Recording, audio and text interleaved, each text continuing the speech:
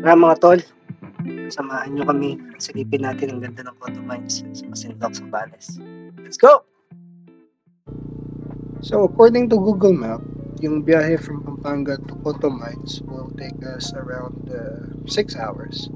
So nag-ride out kami around 1 a.m. from Pampanga going to Cotto Mines. Dumang kami ng Porac, then Florida Blanca, tapos Bataan, then tapos kami Olongapo, Subic hanggang makarating kami sa Zambales. Hindi ko na nakuhanan ng video yung ride namin ng madaling araw dahil sobrang dilim at medyo pangit yung kuha ng sa 360 kapag madilim yung paligid. Around 6 a.m. na ako napag-start ng video sa daan. Nasa Zambales na yata kami ito. Mga bagay na dapat tandaan bago pumunta ng Cotto Mines. Ang pinaka-importante is yung permit to enter. Hindi ka makakapasok ng Cotto Mines kung walang permit from Masinloc Municipal Office, lalo na 3 checkpoints ang dadaanan mo bago ka makapasok.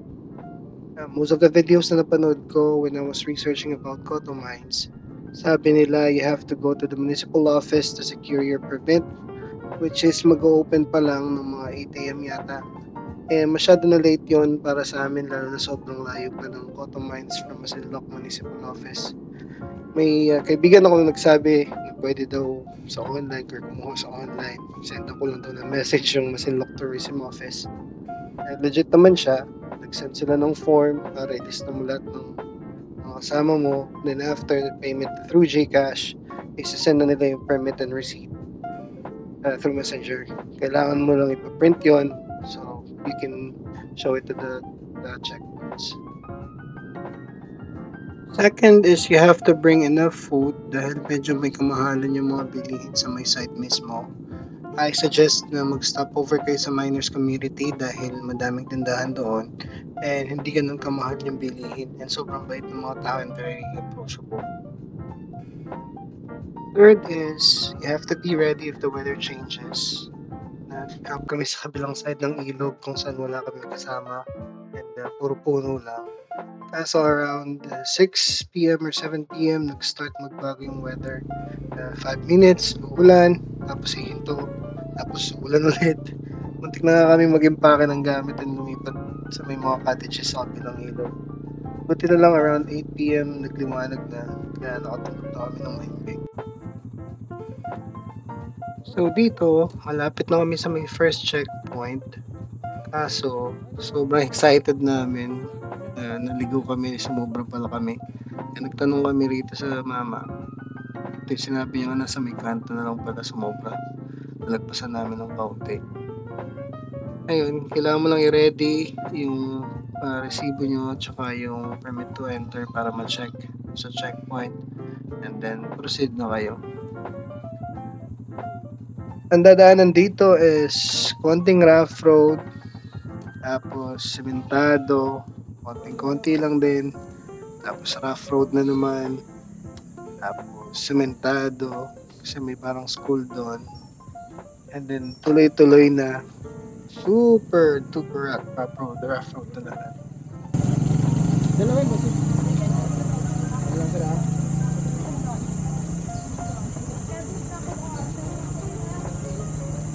Wow, kami di ba tanan di? First check. Diba? Generate sa mo na.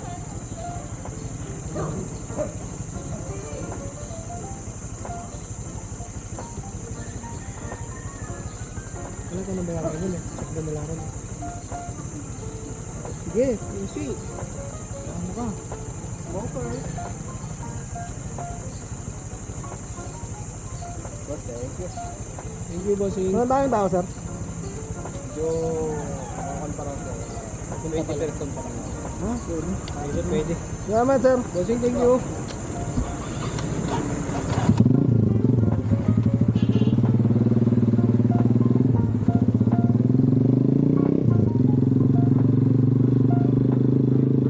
Nung nasa mga 7 a.m. na, nung makarating kami dun sa may first checkpoint, medyo maaga pa yun. Kung narinig nyo, naintindihan nyo, tinanong ko si kuya sa may checkpoint kung marami na bang tao. Sabi niya nasa around 20 persons pa lang daw yung pumasok. Maganda yung maaga, pumunta kayo Sunday kasi pagdating niya maraming tao, pero pagdating ng hapon, nagsisiuwian na sila. So the next morning, which is Monday morning, halos kayo na lang, halos wala ng tao, masusuli niyo yung buong river, may enjoy niyo yung lugar.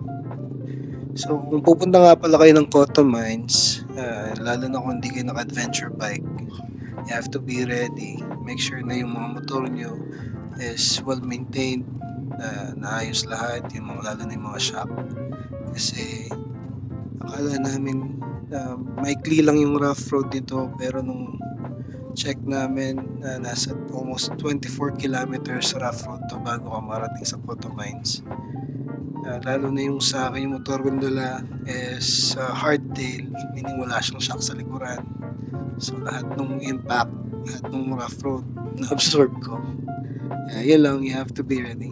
A few moments later.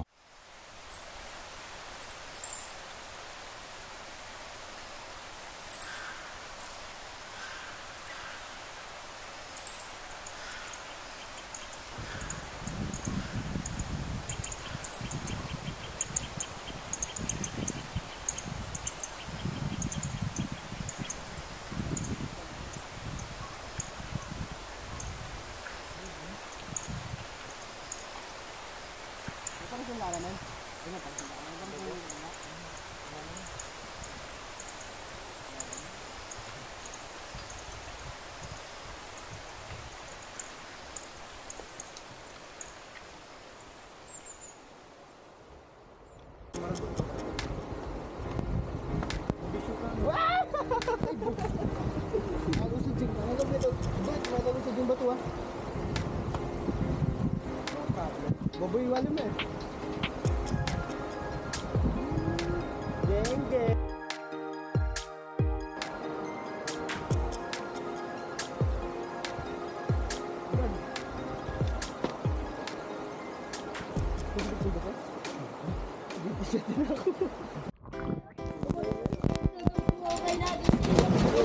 Ganggoy!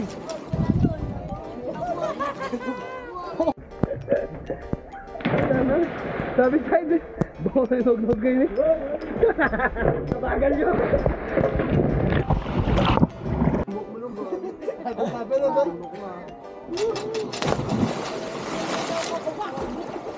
Ikaw ulit, nabuhok mo, bakit nag-ad? Lord niya pintunan ni? Ikaw?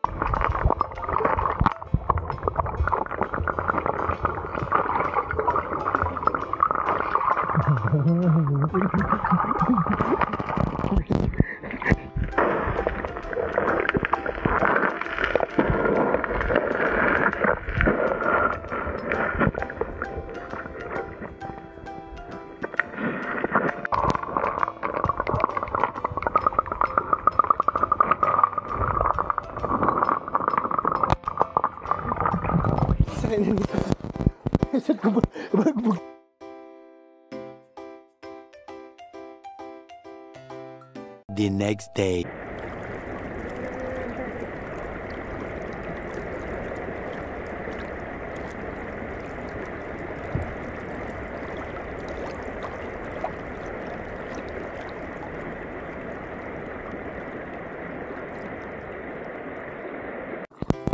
Bala ko kumakarap yung ganun.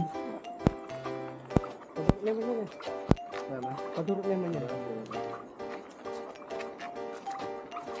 Geng, mother, father. TikTok.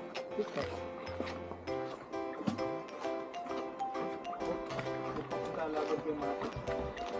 Nagini. Nagini. Ay, dami ka lang naman.